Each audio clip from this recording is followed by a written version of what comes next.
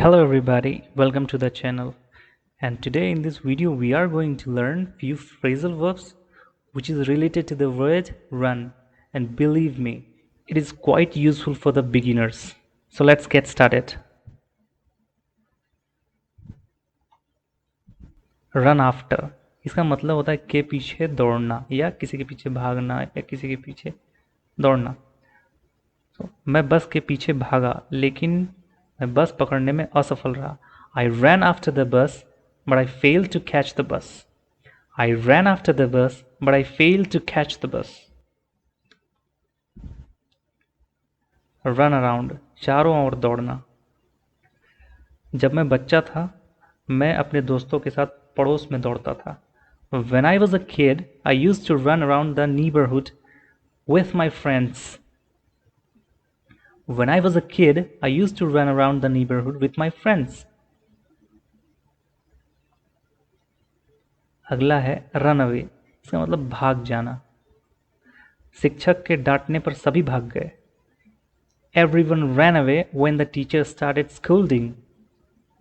Everyone ran away when the teacher started scolding. Run into, संजोग से मिलना। अक्सर ऐसा होता है कि कोई हमें अचानक से मिल जाता है या फिर अचानक से कुछ चीज़ें सामने आ जाती है। सो उसे कैसे हम यूज़ करेंगे as a phrasal verb, let's see. मैं शॉपिंग मॉल में अपने सबसे अच्छे दोस्त से संजोग से मिल गया। I ran into my best friend at the shopping mall. I ran into my best friend at the shopping mall.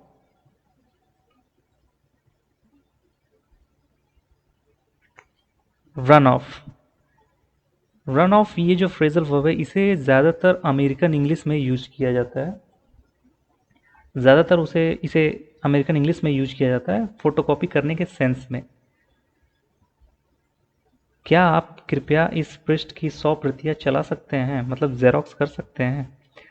Could you please run off 100 copies of this page? Could you please run off 100 copies of this page? Run on, चलते रहना। Electric कारें बिजली से चलती है, gas से नहीं। Electric cars run on electricity not gas. Electric cars run on electricity not gas.